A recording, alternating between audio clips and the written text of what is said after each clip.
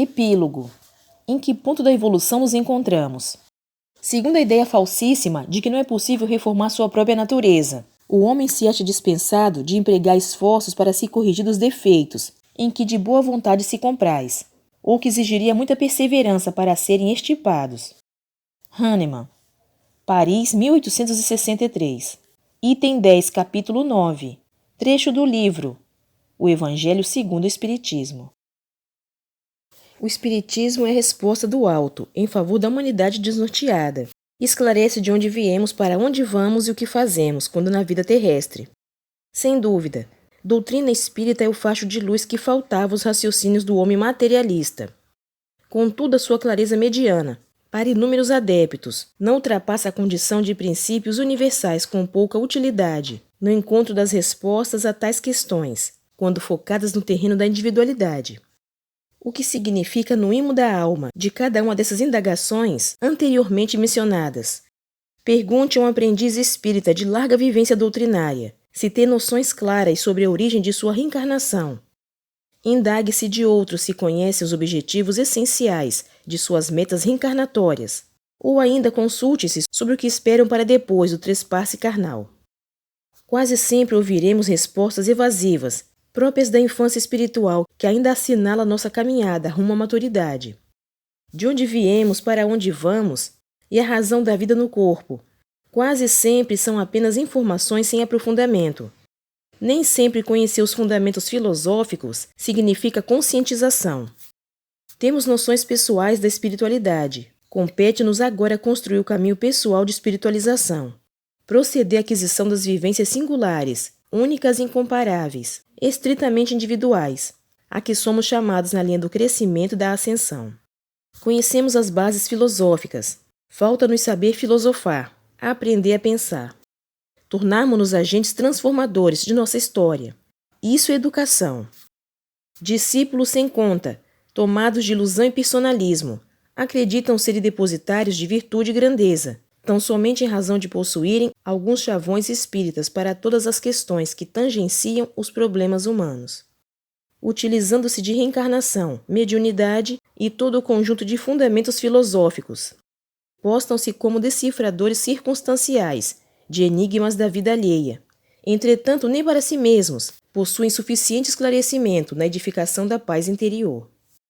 Não aprofundam nos dramas íntimos que carregam em si próprios, sendo constrangidos em inúmeras ocasiões a desconfortável encontro com sua sombra, quando então são competidos pela dor e pela frustração, diante do labirinto de seus problemas, a pensar e repensar suas lutas, aprofundando a sonda da razão nas causas ignoradas de suas relações e atitudes, pensamentos e emoções. Renovação é trabalho lento e progressivo, muito embora avançado número de aprendizes espíritas, assaltados por ilusões, tem favorecido a morosidade ou estacionamento em desfavor de si mesmos. Muitas crenças desprovidas de bom senso e vigilância, nascidas de raciocínios confusos, têm servido de obstáculo ao serviço transformador nas sendas doutrinárias. Uns querem caminhar mais rápido do que podem, outros desacreditam que podem superar a si mesmos.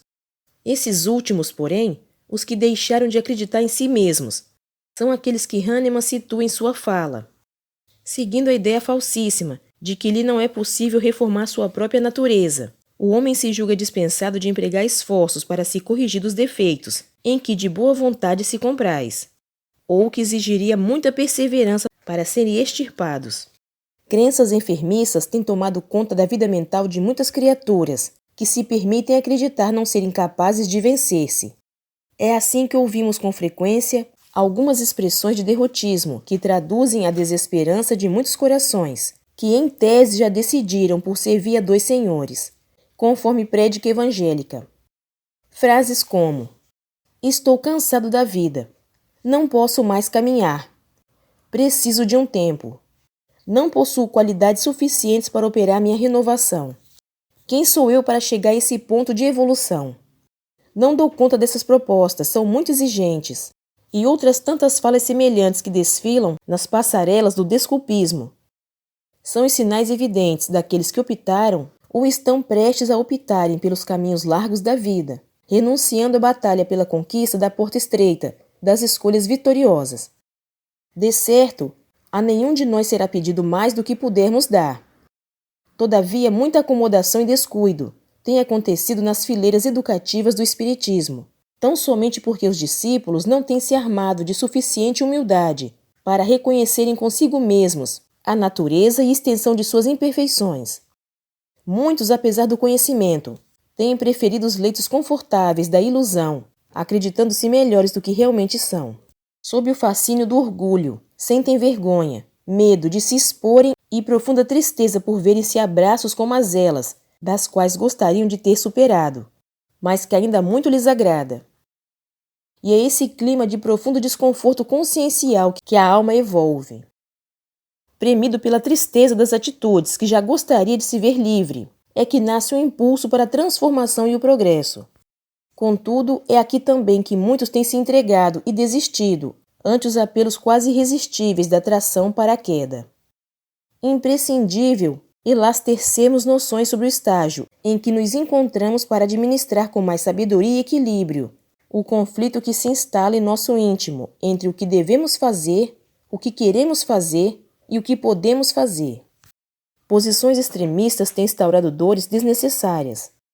Há homens e mulheres espíritas com vetustos instintos animalescos que querem ser anjos do dia para a noite, nos campos de sua espiritualização.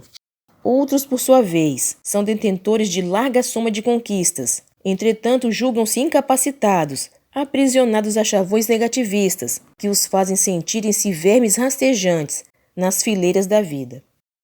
O resultado inevitável dessas visões distorcidas é o martírio. Portanto, ampliemos o raio de entendimento sobre o estágio em que nos encontramos, para se chegar a algum lugar melhor, alcançar alguma meta maior. Torna-se imperioso conscientizar sobre onde nos encontraremos na evolução. Sem saber onde estamos, caminharemos para lugar algum. Levamos milhões de anos vividos na irracionalidade até alcançarmos a hominalidade. Como hominais, avançamos na arte de pensar, mas nem por isso será justo no conceito cósmico. Dizemo-nos civilizados.